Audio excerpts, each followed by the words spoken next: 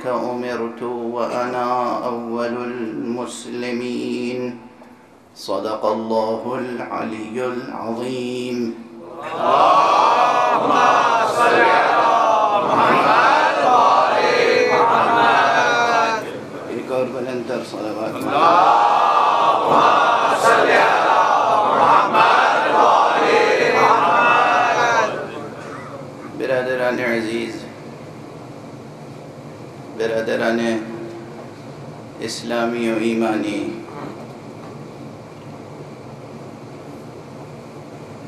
ہمارا عنوان گفتگو یہ ہے کہ درس اسلام ہے حسین کا ذکر. کوئی سوال کر سکتا ہے کہ آپ بغیر کسی حوالے کے اور بغیر کسی قید کے آپ صرف درس اسلام عنوان کیوں نہیں رکھتے؟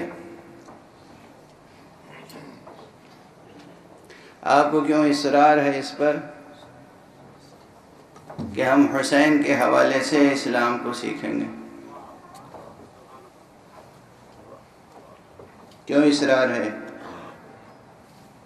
یہ تاکید کیوں ہے کہ ہم حسین ہی کے حوالے سے اسلام کو سیکھیں؟ درس اسلام لیں تو ذکر حسین سے درس اسلام لیں.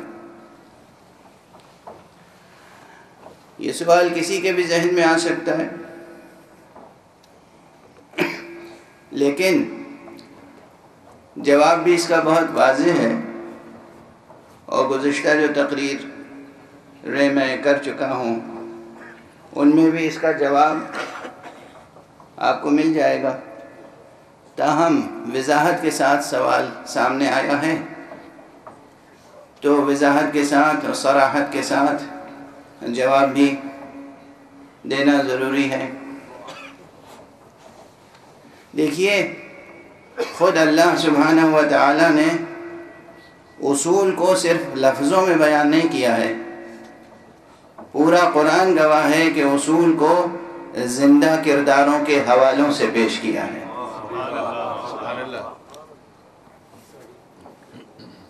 اگر صرف اصول بیان کر دیے جائیں لفظوں میں،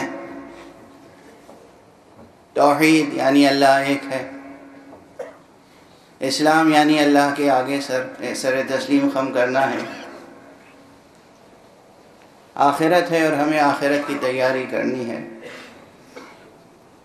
ہمیں ایک سیدھا راستہ بتایا گیا ہے، اس سیدھے راستے کو طے کرنا ہے، یہ اگر لفظوں میں اسٹیٹمنٹس دے دیے جائیں تو بات کبھی بھی مفید مطلب نہیں ہوگی.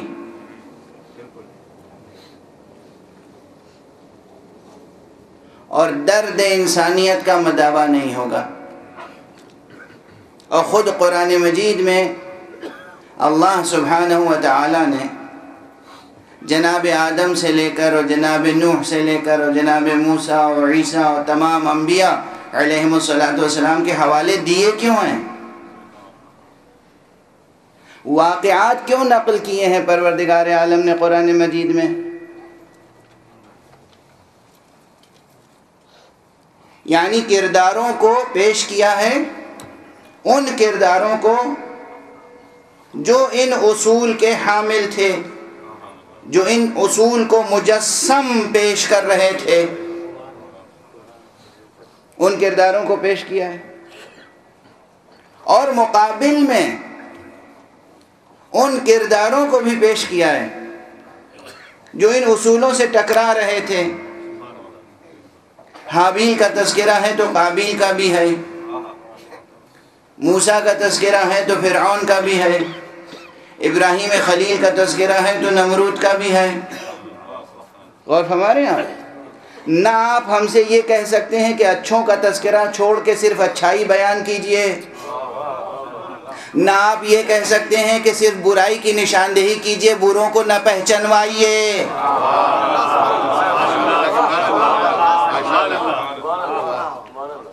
نہیں کہہ سکتے. ہمیں اصول اور اقدار کو زندہ کرداروں کے حوالوں سے سکھایا گیا ہے، اور یہی تعلیم و تربیت کا سب سے بہترین طریقہ ہے۔ اور یہ بات جو میں بارہا کہہ چکا ہوں، نہ جانے کتنی بار میں نے ممبروں سے خود عرض کیا ہے کہ پورے قرآن مجید کا خلاصہ سورہ حمد ہے، اور سورہ حمد میں صراط مستقیم کا تذکرہ ہے۔ اگر ہم صراط مستقیم کو کسی کردار کے حوالے سے پہچانتے ہیں، پہچانواتے ہیں، تو آپ کو اعتراض ہوتا ہے۔ خود اس مختصر ترین سورے میں صراط مستقیم کو صرف ایک مجرد اصول کے طور پر نہیں پیش کیا گیا ہے، بلکہ زندہ کرداروں کے حوالوں سے پیش کیا گیا ہے۔ صرف یہ نہیں کہا گیا اہدنا الصراط المستقیم، پروردگار ہمیں صراط مستقیم کی ہدایت فرما، صراط الذین انعمت علیہم، ان کا سیدھا راستہ جن پر تو نے نعمتیں نازل فرمائی ہیں۔ یہ ان کا تذکرہ تو ہوگا نا، ان کا تذکرہ تو ہوگا جن پر نعمتیں نازل فرمائی ہیں۔ یعنی مختصر ترین متن 6666 آیتوں کا خلاصہ 7 آیتوں میں، ان 7 آیتوں میں جو خلاصہ بیان کیا گیا ہے وہ بھی مجرد الفاظ نہیں ہیں، صرف مجرد اصول اور قوانین نہیں ہیں، زندہ کرداروں کا حوالہ ہے۔ الذین، بتائیے الذین کس کے لیے آتا ہے؟ سانس لیتے ہوئے زندہ کرداروں کے لیے آتا ہے۔ الذین انعمت علیہم۔ ایک بات عرض کروں دوستو عزیزو، راستہ بنتا ہی ہے نقش قدم کے حوالے سے۔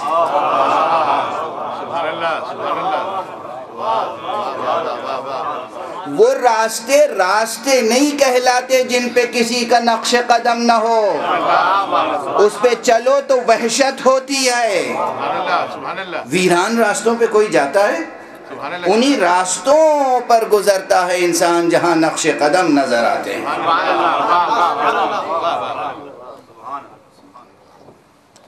تو راستے بنتے ہی ہیں نقوش قدم سے، اور صراط راستہ ہے، صراط مستقیم راستہ ہے۔ اب بعض حضرات یہ صراط مستقیم کو اگر سمجھنا چاہیں، لفظوں میں سمجھنا چاہیں، سیدھا راستہ۔ میں کیا عرض کروں، ذرا سیدھے راستہ دکھائیے تو صحیح ہمیں۔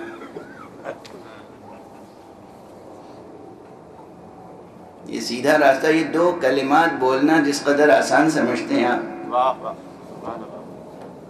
سیدھا راستہ، گویا ایک لائن ڈرا۔ بہت سے لوگ تقریروں میں بھی یہ سب مثالیں دیتے ہیں، خط مستقیم و خط منحنی، یہ سب سنا ہوگا، خوب مثالیں دیتے ہیں لوگ۔ صراط مستقیم، زندگی کا راستہ واقعی سیدھا راستہ ہے، کہیں کوئی کجی نہیں ہے، کوئی موڑ نہیں ہے، کوئی زاویہ نہیں ہے، کوئی دائرہ نہیں ہے۔ بتائیے، ہے بالکل سیدھا سیدھا۔ کس قدر پیچیدہ ہے راہ زندگی، کتنی تہدار ہے، کتنی پرخار ہے۔ صراط مستقیم کے یہ معنی ہے ہی نہیں کہ فی الواقع خارج میں وہ زمان و مکان میں بالکل ایک خط مستقیم ہے۔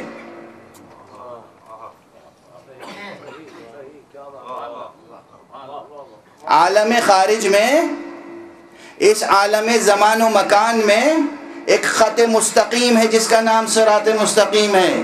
یہ ایک سہو ہے، نسیان ہے، یہ بھول ہے، یہ نادانی ہے۔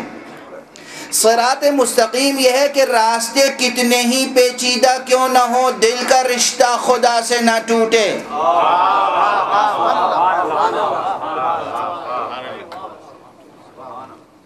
راستے پیچیدہ ہوں گے، راستے پر نشیب و پر فراز ہوں گے، کہیں نشیب کہیں فراز۔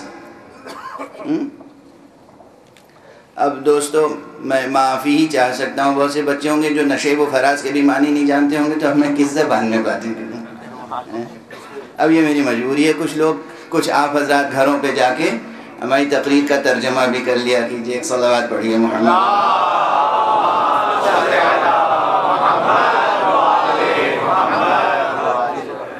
ہے یہ مجبوری.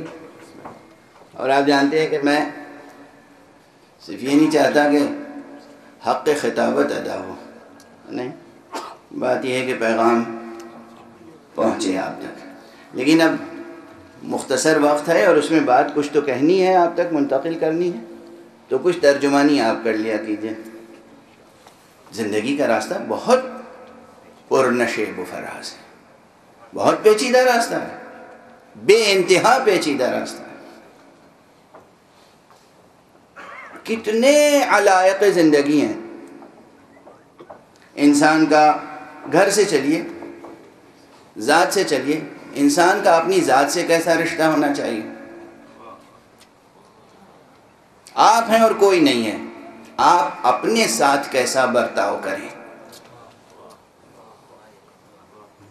آپ اپنے جسم کے ساتھ کیا ٹریٹمنٹ کریں. آپ اپنے بدن کا حق کیسے ادا کریں گے. آپ اپنے نفس کا حق کیسے ادا کریں گے. آپ نفس کی لذتوں کو کہاں تک حاصل کریں گے اور کہاں تک حاصل نہیں کریں گے. آپ نفس پہ کتنی سختی کریں گے اور کتنی نہیں کریں گے. آپ ہیں اور کوئی نہیں ہے, تنہا آپ. آزاد ہیں آپ, جیسے چاہیں اپنے جسم کو استعمال کریں, جیسے چاہیں اپنے نفس کا سودا کریں, جیسے چاہیں اپنے آپ کو برتیں. آزاد ہیں. کچھ تو فطری طور پر اندر سے قیدیں ایسی لگی ہوئی ہیں جنہیں آپ توڑ نہیں سکتے, اور توڑنے کی کوشش کریں گے تو ہلاک ہو جائیں گے, ہلاک ہو جائیں گے, ہلاک ہو جائیں گے. آپ ہیں اور کوئی نہیں ہے. آپ اپنے ساتھ کیسا برتاؤ کریں گے. اور کتنا پیچیدہ ہے یہ برتاؤ. آپ کے پاس بدن ہے, آپ کے پاس نفس ہے, آپ کے پاس دل ہے, آپ کے پاس دماغ ہے, آپ کے پاس روح ہے, آپ کے پاس عقل ہے. عقل کے اپنے تقاضے, روح کے اپنے تقاضے, نفس کے اپنے تقاضے. آپ کے پاس جذبات ہیں, آپ کے پاس احساسات ہیں, آپ کے پاس خیالات ہیں, آپ کے پاس افکار ہیں, آپ کے پاس اوہام ہیں. آپ اپنے کو کیا سمجھتے ہیں؟ کتنی بڑی کائنات آپ کے اندر چھپی ہوئی ہے. اس کو مینیج کیسے کریں گے؟ اپنی ذات کا ایڈمنسٹریشن کیسے کریں گے؟ آزاد ہیں آپ. پہلی منزل. اب ظاہر ہے کہ میں سوالات ہی قائم کر رہا ہوں. دوسری منزل, یعنی یہی کتنی پیچیدہ ہے. اب صراط مستقیم, ایک اسٹریٹ لائن ڈرا کر لیں گے آپ. صراط مستقیم کا کیا مفہوم لیے بیٹھے ہیں ذہنوں میں. سیدھا راستہ, آسان بالکل راستہ. یہ جو لفظوں میں تعبیریں ہیں صراط مستقیم کے لیے, وہ کیا ہیں؟ بال سے زیادہ باریک. یہ بھی کوئی راستہ ہوتا ہے؟ مگر مذاق کیا جا رہا ہے. بال سے زیادہ باریک, تلوار کی دھار سے زیادہ تیز, آگ سے زیادہ گرم. یہ استعاراتی بیان زندگی کی لطافتوں کا بھی بیان ہے, زندگی کی حرارتوں کا بیان ہے, زندگی کے جلال و جمال کا بیان. سبحان اللہ, سبحان اللہ. اس زندگی کے کچھ جمالیات ہیں. اس زندگی میں جلال بھی ہے, جمال بھی ہے. جلال ہے تو آگ سے زیادہ گرم, جمال ہے تو بال سے زیادہ باریک, لطافتیں. سبحان اللہ. اور ذات سے لے کر پھر گھر کے رشتے. ایک مرد کا بحیثیت شوہر ایک زوجہ سے کیسا تعلق ہونا چاہیے، اس میں کتنے نشیب و فراز ہیں، کتنے نشیب و فراز ہیں۔ ایک اسٹریٹ لائن ڈرا کر لیں گے آپ؟ اچھا، اور شادی سے پہلے ایک بیٹے کا ماں سے رشتہ کیسا ہونا چاہیے، شادی کے بعد ایک بیٹے کا رشتہ ماں سے کیسا ہونا چاہیے، شادی سے پہلے باپ سے کیسا رشتہ ہونا چاہیے، شادی کے بعد باپ سے رشتہ کیسا ہونا چاہیے۔ یہ جو ایک مولود ہے، ایک ولد ہے، ایک بیٹا ہے یا بیٹی ہے، ماں اور باپ نے اللہ کے اذن سے اسے وجود بخشا ہے، اللہ نے تخلیق فرمایا ہے، اور ماں اور باپ نے اس تخلیق میں ایک حصہ ادا کیا ہے، اس کی تربیت میں، اس کی پرورش میں۔ اس اولاد کا کے اوپر کتنے حقوق ماں باپ کے ہیں، ماں باپ پر اس کے کتنے حقوق ہیں، اور ان حقوق میں دوسرے الگ ترتیب زندگی میں مختلف مرحلوں میں کتنے حصے دار بن سکتے ہیں۔ حصے دار بنتے ہیں نا۔ جب تک آپ کی شادی نہیں ہوئی تھی آپ تھے اور ماں باپ، شادی ہو گئی تو اب ایک وجود آیا جو اس کا ایک حصہ ہے، کتنا ہے، اسٹریٹ لائن ڈرا کر لیں گے۔ گھر گھر کا عالمیہ ہے، بیٹا ہو یا بیٹی، بہو کی حیثیت سے عورت کا کیا کردار ہونا چاہیے، داماد کی حیثیت سے بیٹے کا کیا کردار ہونا چاہیے۔ ایک صلوات پڑھیے اور آگے چلے آئیے، درود پڑھتے ہوئے آپ حضرات آگے آ جائیے۔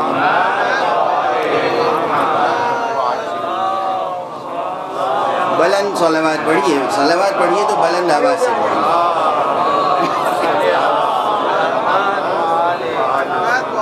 بھائی مجھے شکایت ہے آپ حضرات سے، یہ طریقہ صلوات پڑھنے کا نہیں ہے۔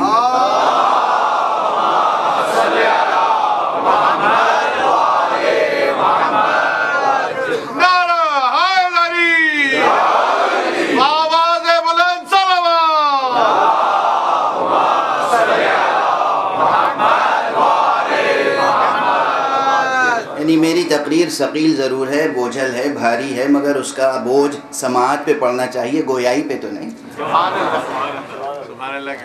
اب اتنا وزن تو نہیں پڑا ہے کہ آپ صلوات بھی بلند آواز سے نہ پڑھ سکیں۔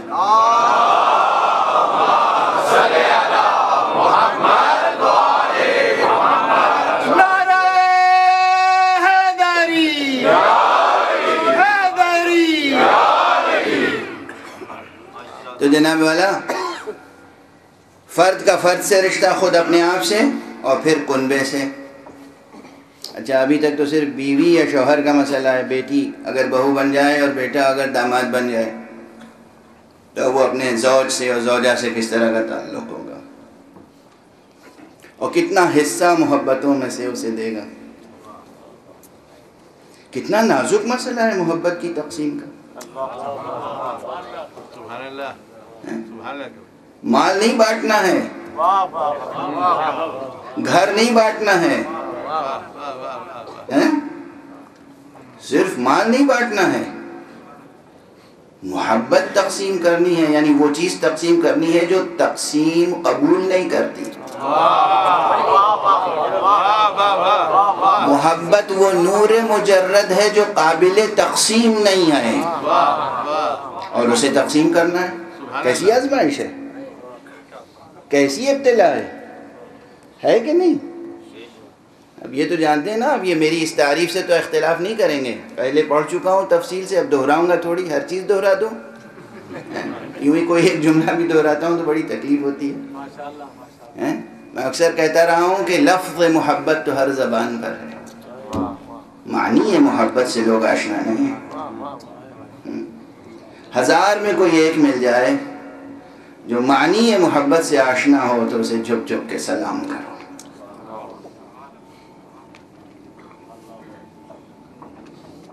محبت وہ جوہر نفیس ہے، وہ جوہر لطیف ہے، جس کو میں نور مجرد سے تعبیر کرتا ہوں۔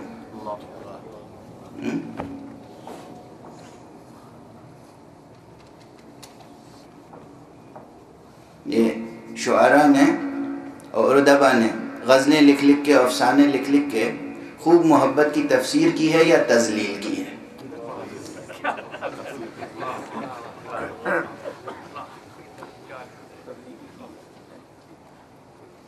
واقعاً بہت کم ایسا کلام ملتا ہے کسی کا کہ جہاں محبت اپنے جلال و جمال کے ساتھ نظر آئے۔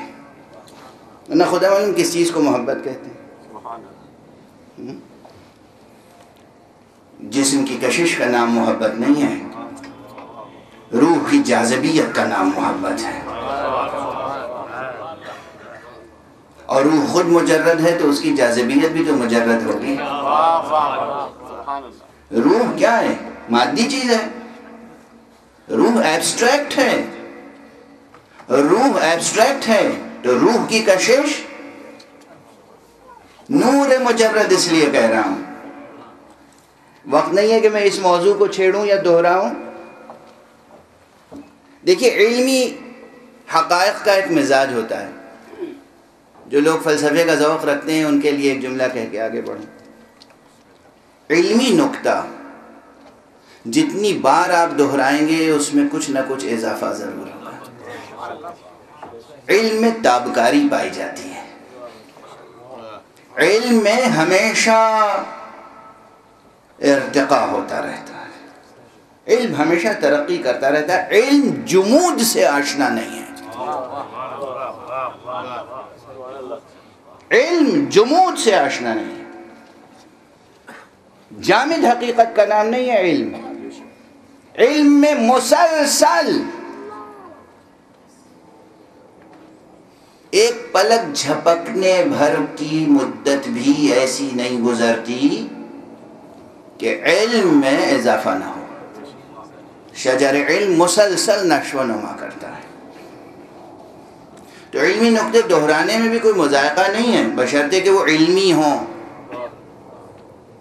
بشرطے کہ وہ علمی نقطے ہوں، تو اس میں یقیناً کچھ نہ کچھ برکت ہوگی، کچھ نہ کچھ اضافہ ہوگا۔ بہرحال اس وقت بس اتنی بات کہ کیسی آزمائش ہے۔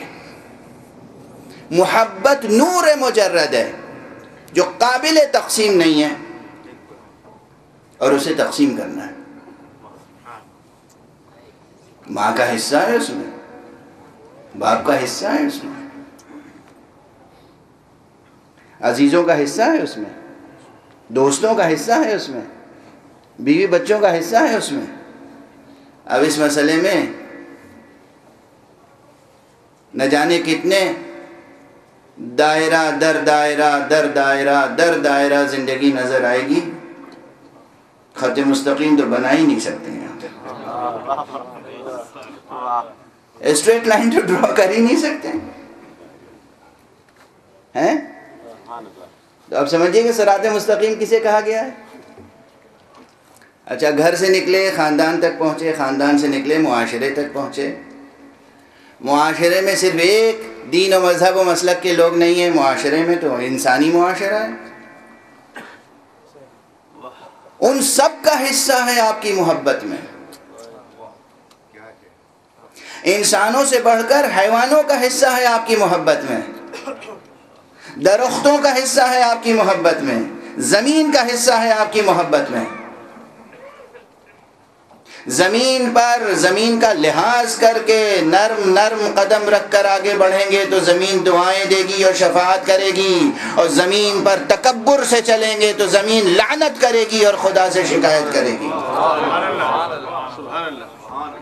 جن لوگوں کو لفظ لعن اچھا نہیں لگتا مجھے تو منع کر دیں گے، زمین کو کیسے چپ کرائیں گے؟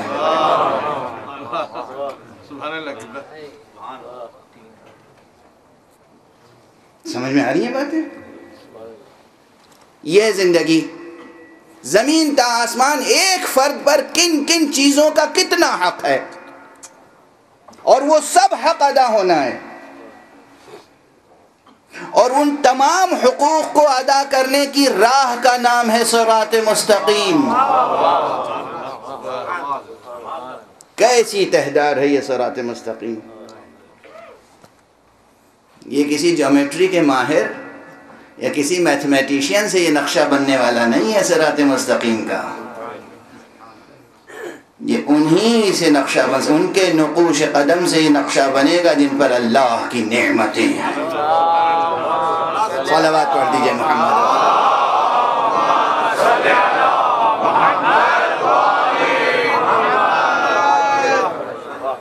جن پر اللہ کی نعمتیں ہیں، بغیر ادھر سے نعمت کے، اس کے لطف، اس کے عنایت، اس کے کرم، اس کے فیضان، اس کی ہدایت کے بغیر ممکن نہیں ہے کہ کوئی صراط مستقیم سے سلامت روی کے ساتھ گزر جائے۔ اسی لیے پہلے ہی مقام پہ کہہ دیا گیا اہدنا الصراط المستقیم صراط الذین۔ ایک روز قبل کی تقریر میں نے عرض کیا تھا کہ یہاں سورہ مبارکہ حمد میں صراط مستقیم سے مراد امیر المؤمنین علی ابن ابی طالب علیہ السلام۔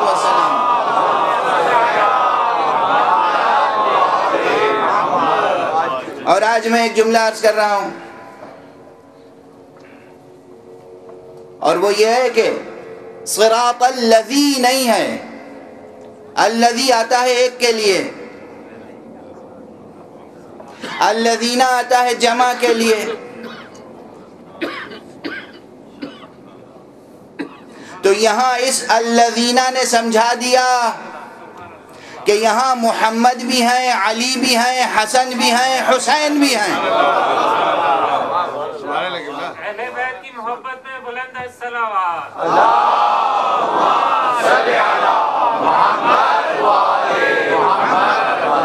اب قرآن مجید میں جہاں جہاں حسین کا تذکرہ ڈھونڈیں گے آپ سورہ حمد سے شروع کیجئے گا۔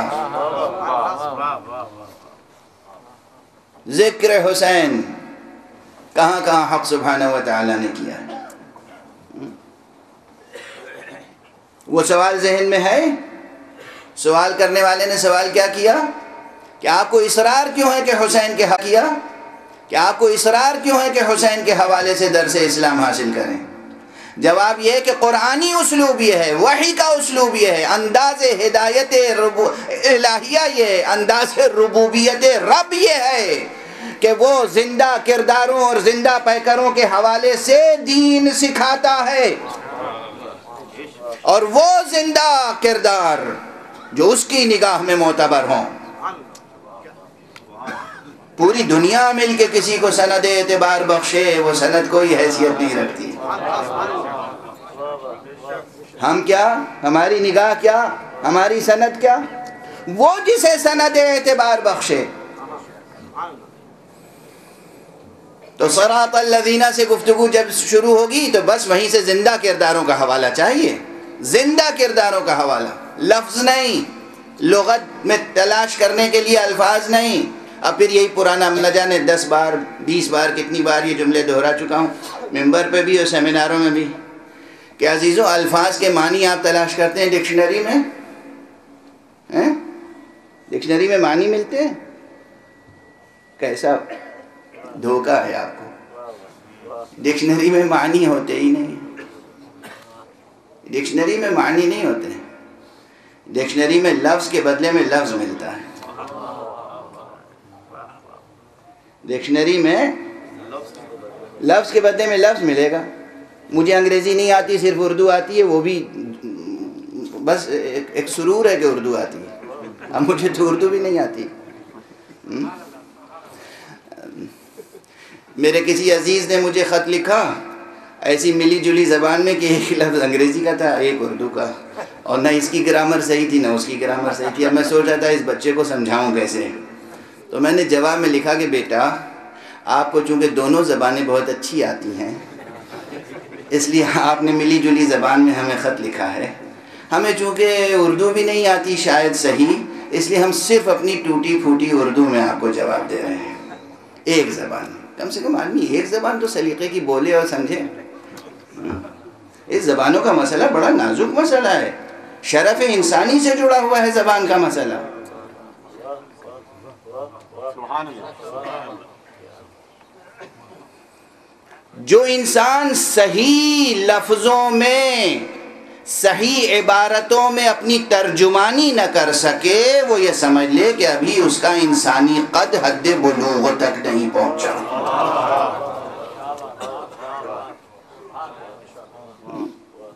زبان کا مسئلہ نازک ہے. جو زبان بولیے اس کا حق ادا کیجیے. میری طرح نہیں، مجھ سے بہتر. تو بہرحال بات کہاں سے کہاں چلی جاتی ہے. بات ہو رہی تھی لغت کی کہ اگر الفاظ ہوں، یعنی صراط مستقیم کو لفظوں میں بیان کیا جائے. صراط مستقیم وہ راستہ ہے کہ جس پہ سچ بولنا ہے، جس پہ صبر کرنا ہے، جس میں حلم سے کام لینا ہے، جس میں علم کی روشنی میں چلنا ہے، جس میں اخلاق حسنہ سے کام لینا ہے. آپ الفاظ استعمال کرتے چلے جائیے. اب ڈکشنری میں بیٹھیے، علم کے معنی کیا ہیں؟ خدا کی قسم کوئی ڈکشنری ہے جو مجھے علم کے معنی بتا دے؟ کوئی ڈکشنری ہے جو مجھے صبر کے معنی سمجھا دے؟ کوئی ڈکشنری ہے جو مجھے شجاعت کے معنی سمجھا دے؟ ایک لفظ کے بدلے دوسرا لفظ مل جاتا ہے. وہی 10ویں بار کی مثال کہ مجھے انگریزی نہیں آتی، اردو آتی ہے. اردو میں پانی، ابھی اردو انگلش ڈکشنری اٹھاؤں اور اس میں دیکھوں پانی کے معنی کیا ہیں تو وہاں واٹر لکھا ہوگا. یہ واٹر پانی ہے یا لفظ؟ کیا ہے؟ یہ لفظ ہے. واٹر لفظ ہے، پانی بھی لفظ ہے. ایک مانوس لفظ چھوڑ کے ایک غریب لفظ مل گیا.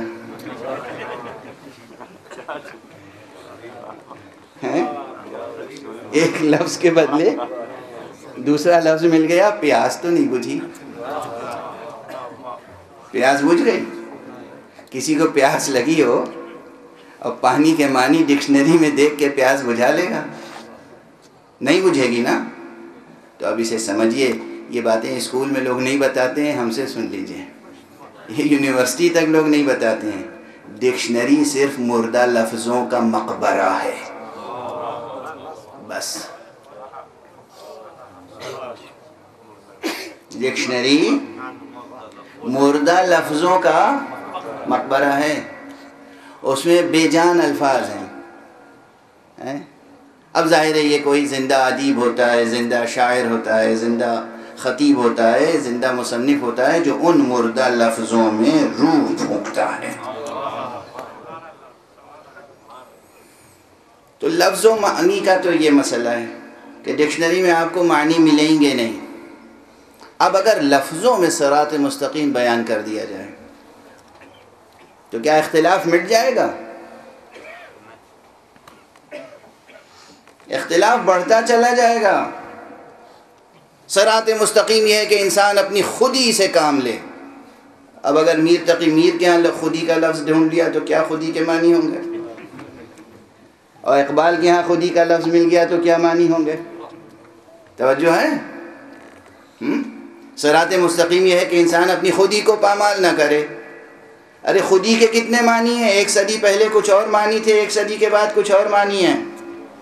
اس کے معنی یہ ہے کہ کبھی بھی لفظوں سے کام نہیں چل سکتا. صراط مستقیم سمجھنے کے لیے مجبور ہیں کہ ہم زندہ کرداروں کا سہارا لیں. صلوات پڑھیں محمد والے.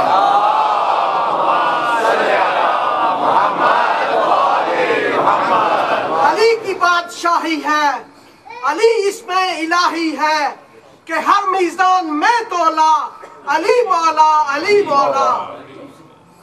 حیدری نعرہ رسالت کے نعرہ حیدری. آپ سب مل کے ایک بلند صلوات پڑھ دیں.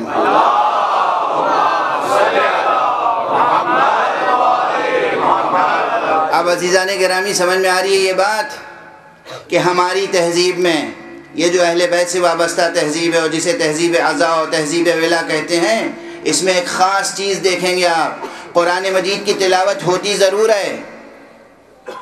ماہ مبارک رمضان میں ہر مسجد میں، ہر امام بارگاہ میں حلقہ بنا کے قرآن مجید کی تلاوت ہوتی ہے، لیکن قرآن مجید کی تلاوت کے ساتھ ساتھ جتنے حلقے قرآن مجید کی تلاوت کے ہوتے ہیں اتنے ہی یا اس سے زیادہ مجلسیں برپا ہوتی ہیں، اس لیے کہ قرآن الفاظ پر مشتمل ہے، مجلسوں میں زندہ کرداروں کے حوالے ہوتے ہیں۔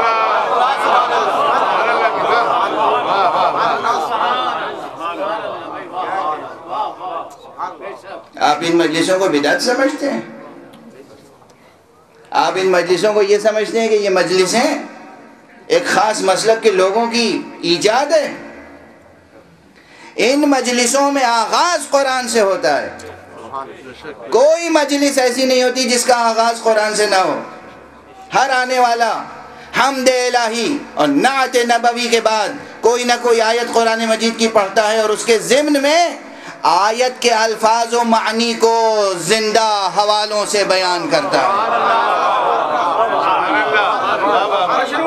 محمد علیہ محمد بلندر صلوات۔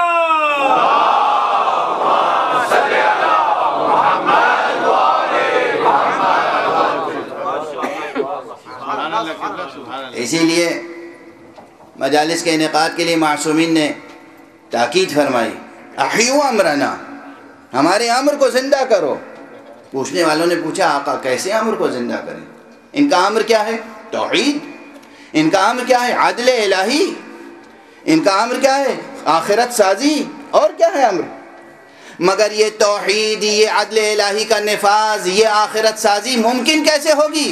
احیو امرنا، ہمارے امر کو زندہ رکھو۔ کہا آقا کیسے امر کو زندہ رکھیں؟ کہا اپنے گھروں میں دوستوں کو جمع کرو، ہمارا ذکر کرو، ہمارا ذکر کرو۔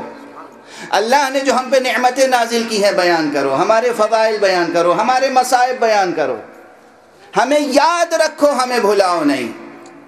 ہمیں یاد رکھو اس لیے نہیں کہ ہم محتاج ہیں تمہاری طرف سے ثنا و ستائش کے، ہمیں یاد رکھو اس لیے تاکہ تمہارے پاس صراط مستقیم کے زندہ حوالے موجود رہیں۔ نعرہ حیدری، حیدری۔ احیو امرنا، ہمارے امر کو زندہ کرو، زندہ رکھو ہمارا امر۔ یہ ہے زندگی، اور ہمارا امر زندہ رکھو گے تو کون زندہ ہوگا؟ تم خود زندہ رہو گے۔ تو درس اسلام ہے حسین کا ذکر، درس اسلام ہے نبی کا ذکر، درس اسلام ہے علی کا ذکر، درس اسلام ہے حسن کا ذکر، درس اسلام ہے زہرا کا ذکر۔ مگر پھر ایک دوسرا جواب بھی عرض کروں کہ درس اسلام ہے حسین کا ذکر، یہ 10 دن میں نے کیوں مخصوص کیا اور ساری دنیا، اس دنیا میں یہ 10 دن ذکر حسین کے لیے کیوں مخصوص ہوتے ہیں؟ خدا کی قسم حفظ مراتب اپنی جگہ ہے، مگر اسلام اور توحید کی راہ میں پوری کائنات میں سب سے بڑی قربانی حسین کی ہے۔ تو جس کی سب سے بڑی قربانی ہوگی اسے نہیں یاد کیا جائے گا تو کسے یاد کیا جائے گا؟ کوئی ہے جس نے اتنی بڑی قربانی پیش کی؟ ابھی میں کچھ دیر اور عرض کروں گا۔ حسین کی قربانی، یہ میں اپنے بہت سے مسیحی برادران سے بھی کہتا ہوں کہ آپ غور تو کریں۔ آپ کہتے ہیں کہ خالق کو بندوں سے اتنی محبت تھی کہ اس نے اپنے سگے بیٹے کو بندوں کی خاطر قربان کر دیا، اور حضرت مسیح علیہ السلام نے قربانی دی۔ قربانی تو ہر نبی نے دی ہے، اور بے شک حضرت مسیح علیہ السلام نے بھی قربانیاں دی ہیں، اگرچہ قرآن یہ کہتا ہے کہ وہ ہرگز سولی پر نہیں چڑھائے گئے، لیکن بالفرض ہم تسلیم بھی کر لیں کہ وہ سولی پہ چڑھائے گئے۔ ابھی ضبط کیجئے گا، بس حوالہ دے کے آگے گزر رہا۔ تو یہ بتائیں عزیزان گرامی کہ ذرا حسین ابن علی کی قربانیاں بھی دیکھ لیں، پھر خود فیصلہ کریں کس کی بڑی قربانی ہے، کس کی قربانی بڑی۔ اب یہاں ایک سوال جواب اور نقل کر دوں ذرا سا، ہو سکتا ہے بعض حضرات کو محسوس ہو کہ یہ کچھ ہلکی بات ہے، مگر مجمع میں ہر طرح کے لوگ ہوتے ہیں، اور کبھی کبھی ہلکے لہجے میں بھی کوئی بات کہی جاتی ہے کسی مقصد سے۔ کہتے ہیں کہ ایک جگہ مناظرہ ہو رہا تھا ایک مسیحی میں اور ایک مسلمان میں، تو مسیحی نے مسلمان سے سوالات کیے کہ تم اپنے نبی کو شفیع سمجھتے ہو کہ وہ شفاعت کریں گے؟ کہاں سمجھتے ہیں؟ شفاعت کریں گے، بے شک گناہگاروں کی شفاعت کریں گے۔ پروردگار ہمارے برادر معظم اور اس مسجد امام علی کے بانی اور اس مرکز باب المراد کے بنیاد گزار جناب حجت الاسلام والمسلمین مولانا سید ذوالقدر رضوی صاحب کا سایہ پربرکت ہمارے سروں پہ قائم رکھے۔ بہرحال ان کی خدمتیں آپ کے سامنے ہیں، اس مسجد کا قیام آپ کے سامنے ہے، اور آپ حضرات کے تعاون ہی سے سب کام ہو رہا ہے۔ مجھ کو ان کی شفقتیں ایک عرصے سے نصیب ہیں، اللہ کا شکر ہے۔ تو سن 2002 میں غالباً میں نے ایک عشرہ یہاں پڑھا تھا، پہلا عشرہ، اس کا موضوع یہی تھا تقریباً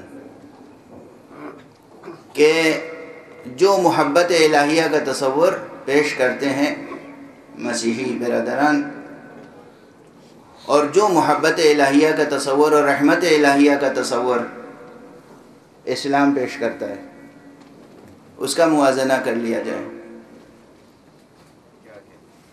اور یہ بتایا جائے دنیا کو کہ قرآن کتاب رحمت ہے، اسلام دین رحمت ہے، نبی اسلام نبی رحمت ہے،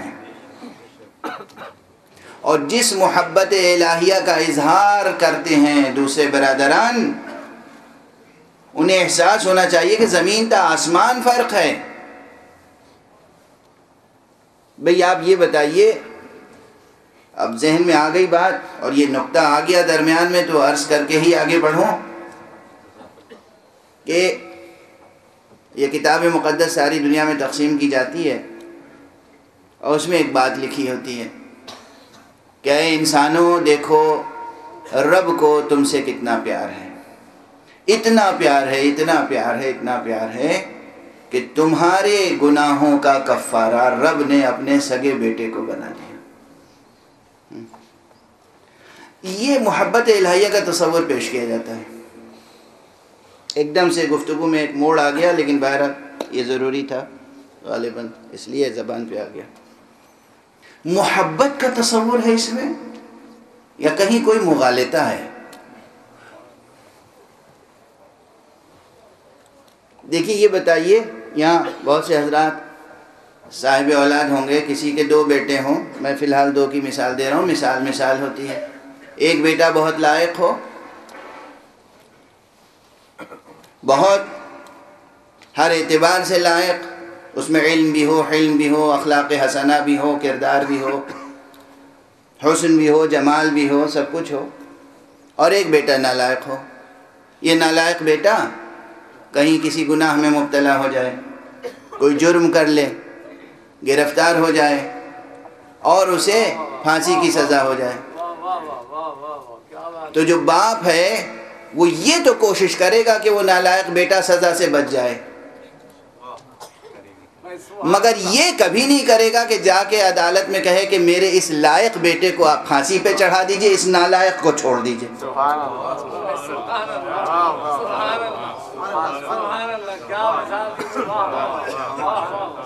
اس نالائق کو میں چھڑانے آیا ہوں، کس لیے؟ اس لائق کو پھانسی پہ چڑھا دیجئے۔ یہ محبت ہے یا کہیں کوئی مغالطہ ہے؟ توجہ فرما رہے ہیں آپ؟ اب پروردگار کی یہ خلقت، یہ مخلوقات، یہ بندے جو سب کے سب گناہگار ہیں، خاکی ہیں، خاطی ہیں، ان سب پر اتنی شفقت ہے پروردگار کو کہ اپنے نوری اور معصوم بیٹے کو پھانسی پہ چڑھا دیا۔ یہ محبت کا تصور ہے یا کہیں مغالطہ ہے؟ محبت کا تقاضا یہ ہے حکمت کا تقاضا یہ ہے، مصلحت کا تقاضا یہ ہے کہ لائق کی بھی حفاظت کی جائے اور نالائق کو سزا سے بھی بچایا جائے اور تربیت بھی کی جائے، اور تربیت اس طرح کی جائے کہ اسے لائق کی مثال دے کر کہا جائے کہ دیکھو جیسے یہ ہیں ویسے تم بن جاؤ، اور لائق کو یہ تاکید کی جائے کہ دیکھو یہ نالائق ضرور ہے مگر اگر تمہاری سفارش سے کہیں اس کا کام بنتا ہو تو سفارش کرنے سے گریز نہ کرنا۔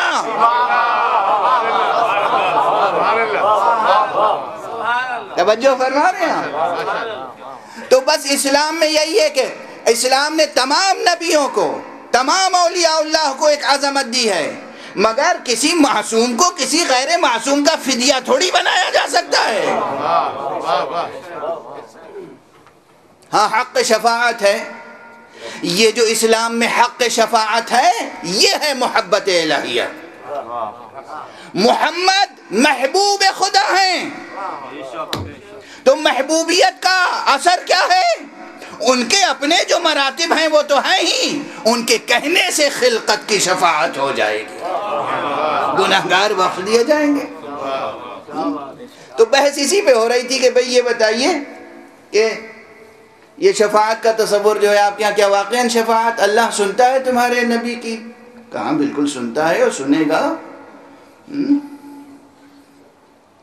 کہا تو پھر تمہارے نبی نے اپنے نواسے کو قتل ہونے سے کیوں نہیں بچا لیا؟ حسین قتل ہو گئے کس بے دردی کے ساتھ؟ تمہارے نبی نے کیوں نہیں اللہ سے کہا کہ میرے نواسے کو بچا لے پروردگار ظلم سے؟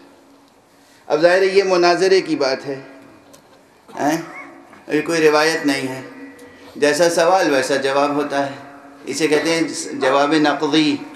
فوراً اس شخص نے کہا کہ گئے تھے پیغمبر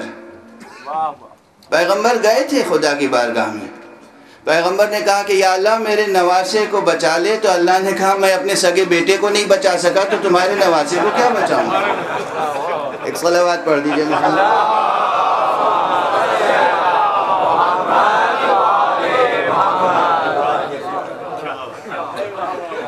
یہ دنیا والے ہیں بھائی، یہ دنیا والے ہیں، یہ دنیا والے ہیں۔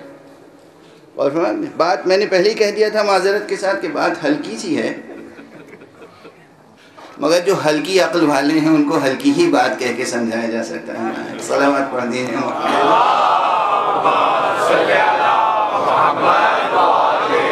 ایک اور بلند صلوات پڑھ دیجئے۔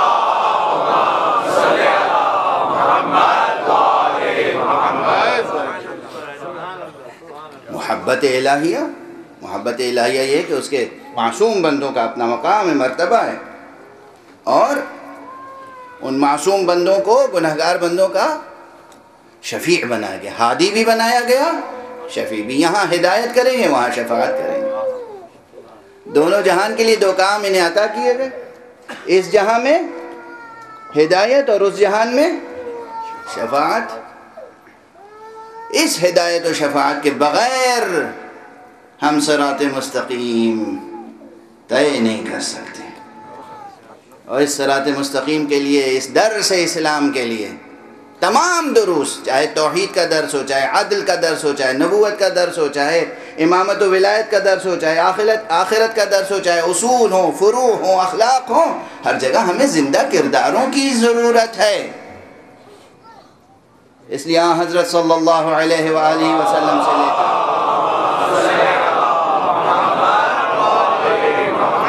اور آپ کے اہل بیت، جیسے کل مثال دے رہا تھا کہ کہاں کہاں تذکرہ ہے، خاص حسین کا تذکرہ اگر تلاش کرنا، آیت تطہیر سے شروع کیجئے، کل عرض کیا تھا، آج کہہ رہا ہوں سورہ حمد سے شروع کیجئے۔ سورہ حمد میں الذین انعمت علیہم میں حسین ہیں، تو تذکرہ حسین کا وہیں سے شروع ہو گیا۔ سورہ بقرہ میں کہاں کہاں صبر و صلاۃ کا تذکرہ آیا ہے، کہاں کہاں قربانی کا تذکرہ آیا ہے، یہ سورہ بقرہ ہی میں تو ہے، وَاسْتَعِینُوا بِالصَّبْرِ وَالصَّلَاةِ، اپنی مدد کرو، مدد حاصل کرو صبر اور صلاۃ سے۔ حسین مجسم صلاۃ ہیں، حسین مجسم صبر،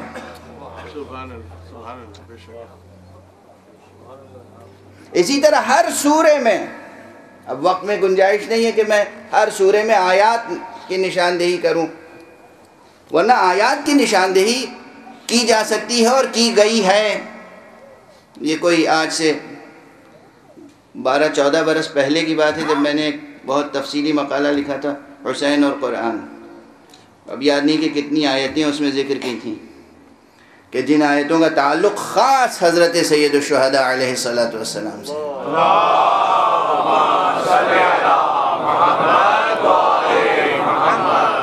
سورہ آل عمران میں، سورہ مائدہ میں، سورہ انعام میں، کل میں نے سورہ کہف کے لیے عرض کیا، پورا سورہ کہف ذکر حسین ہے۔ یہ بات آسانی سے سمجھ میں نہیں آئے گی، لوگ آستینیں الٹ لیں گے، آئیں گے بحث کرنے، آپ تفسیر بالرائے کر رہے ہیں، نہیں ہرگز تفسیر بالرائے نہیں کر رہے ہیں۔ بس ایک اشارہ کروں، اگر آپ کا ذوق اسے قبول کرے، سورہ کہف میں اصحاب کہف کا تذکرہ ہے، جناب موسیٰ اور خضر کے واقعے کا تذکرہ ہے، اور ذوالقرنین کا تذکرہ ہے۔ تینوں تذکروں کی روح حسین کے تذکرے سے وابستہ ہے۔ اصحاب کہف نے ظلم و جبر کے ماحول میں اپنے دین کی حفاظت کی، اسی طرح جیسے حسین نے اپنے دین کی حفاظت کی۔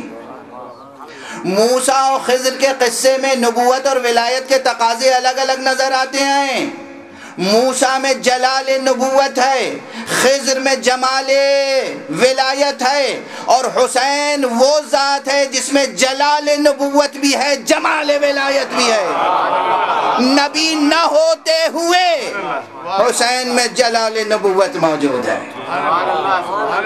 حسینیت زندہ باد، حسینیت زندہ باد، یزیدیت مردہ باد، یزیدیت مردہ باد، مشروطیہ محمد علی محمد بلندتر صلوات۔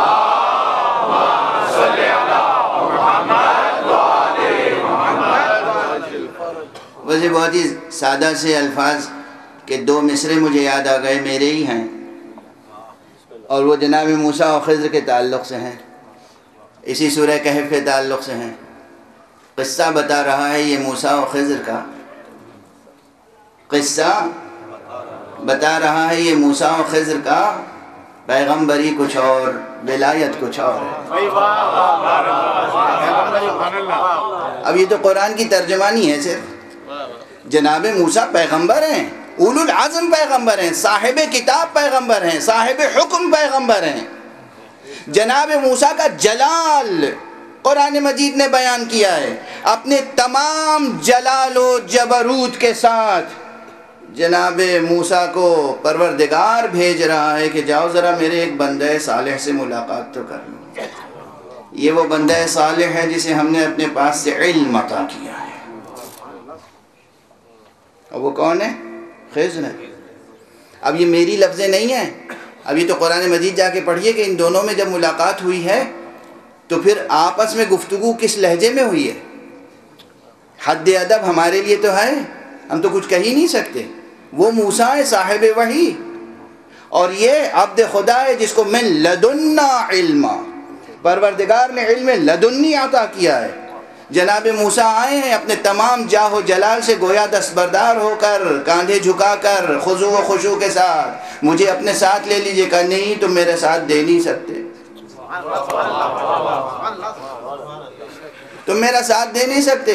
کہا کیوں؟ کہا تمہاری سمجھ میں نہیں آئیں گی میری باتیں،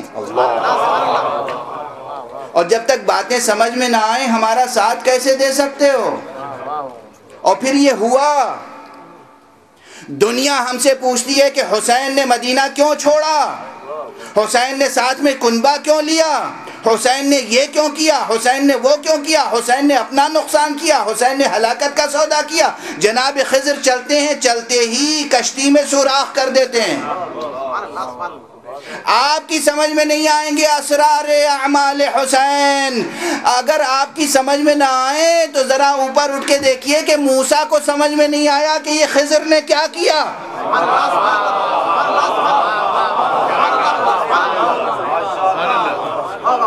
قرآن ہے، قرآن پڑھ لیجیے، خضر نے کیا کیا۔ کشتی میں بیٹھے سوراخ کر دیا. اور موسیٰ کہنے